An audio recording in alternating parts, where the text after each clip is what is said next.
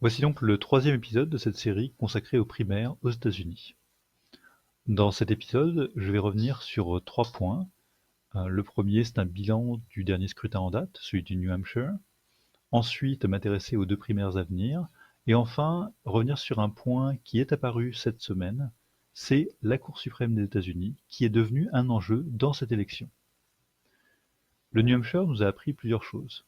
Du côté républicain, il a confirmé que Donald Trump pouvait obtenir un résultat à hauteur de ce que les sondages lui prédisaient, c'est-à-dire 35%, très loin devant John Kasich, qui a obtenu un très bon résultat à 15%, mais sans doute un feu de paille d'après les commentateurs, et loin aussi devant Cruz, Bush et Rubio, qui obtiennent tous aux alentours de 11 à 12%, et qui se tiennent donc avec des scores très serrés. On aurait donc, semble-t-il, Donald Trump, leader avec une marge très considérable sur tous ses rivaux qui n'arrivent pas à se détacher les uns des autres. Marco Rubio, Ted Cruz avaient tous les deux donné l'impression de pouvoir contester ce leadership dans l'Iowa. Le New Hampshire rétablit Trump dans sa position de grand favori. Ce scrutin du côté républicain aura aussi donné l'occasion à Chris Christie, le gouverneur du New Jersey, de faire ce qu'on appelle pudiquement une pause pour réévaluer sa campagne, en d'autres termes, pour retirer sa candidature. Du côté démocrate, on s'attendait à la victoire de Bernie Sanders, on s'attendait moins à ce qu'elle dépasse les 20 points d'écart avec sa rivale Hillary Clinton. Et de ce fait, se repose la question du statut de favorite d'Hillary Clinton. Est-elle toujours la favorite alors que Bernie Sanders a gagné le scrutin dans le New Hampshire dans toutes les catégories d'électorat? Les jeunes, les femmes, tous les segments de l'électorat démocrate ont voté pour Bernie Sanders.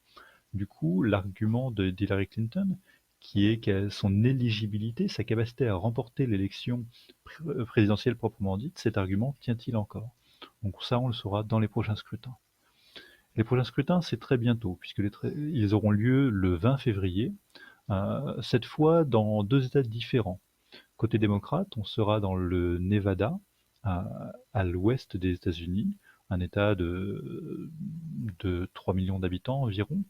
Et côté républicain, on sera en Caroline du Sud, c'est-à-dire à l'est des États-Unis, un État un petit peu plus important puisqu'on atteint presque les 5 millions d'habitants.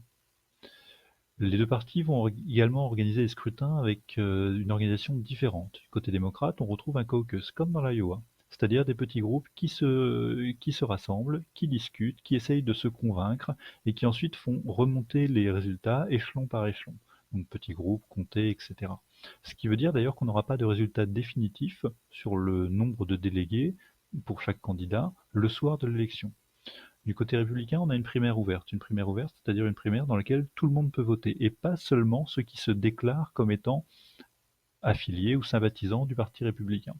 Donc une configuration un petit peu différente de la primaire dans le New Hampshire, même si dans les faits, ce sont surtout des sympathisants républicains qui vont voter pour ce scrutin. Deux questions se posent. Du côté démocrate, Hillary Clinton est-elle toujours la favorite? Est-elle toujours en tête? On lui promet de remporter ses caucus dans le Nevada. Si ça n'est pas le cas, elle aura beaucoup d'explications à donner.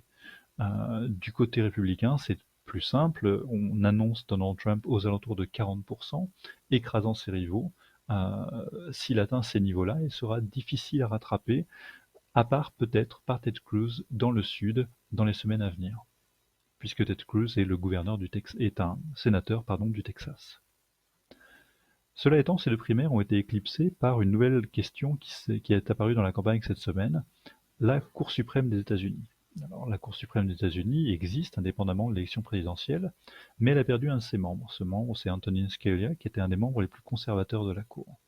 Et cela signifie que cette institution, qui compte habituellement 9 membres, se retrouve désormais divisée à parts égales entre des membres conservateurs et des membres progressistes. Or, la Cour suprême, ce sont donc 9 membres nommés à vie par le président des États-Unis et qui ont un rôle d'arbitre de la constitutionnalité. Ils ont un pouvoir qui en fait leur permet d'annuler la quasi-totalité des décisions qui ont été prises par les deux autres branches du gouvernement, le Congrès ou le président, sur la base d'une lecture de la Constitution. Ça ne veut pas dire qu'ils peuvent faire n'importe quoi, mais cela veut dire qu'ils ont un pouvoir très considérable pour valider ou invalider les lois, les décisions du président, etc. Dans le contexte actuel, cela signifie, puisque la Cour est également divisée entre progressistes et conservateurs, que celui qui nommera le 9e membre va décider de la majorité à la Cour. Et cette influence risque de se faire sentir pendant une génération. Pour donner un peu de contexte, cela fait depuis 1972, pardon, la Cour suprême n'a pas comporté une majorité de membres nommés par un président démocrate. 1972. Mais évidemment, les choses ne sont pas si simples. Barack Obama ne peut pas se contenter de nommer un juge pour la Cour suprême. Il faut encore que son candidat soit confirmé par le Sénat, soit approuvé par le Sénat. Or, le Sénat est actuellement à majorité républicaine.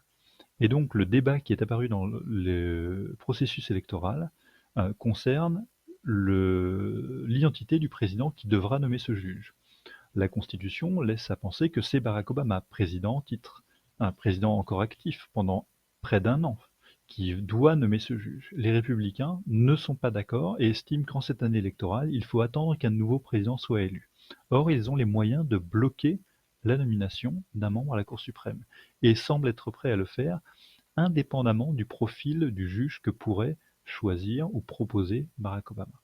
Et donc là, on a là une question qui est d'autant plus importante que ces effets vont se faire sentir une nouvelle fois pendant 15, 20 ans potentiellement, et donc un enjeu qui éclipse largement les primaires de cette semaine, mais qui éclipse au-delà même l'importance de l'élection présidentielle elle-même.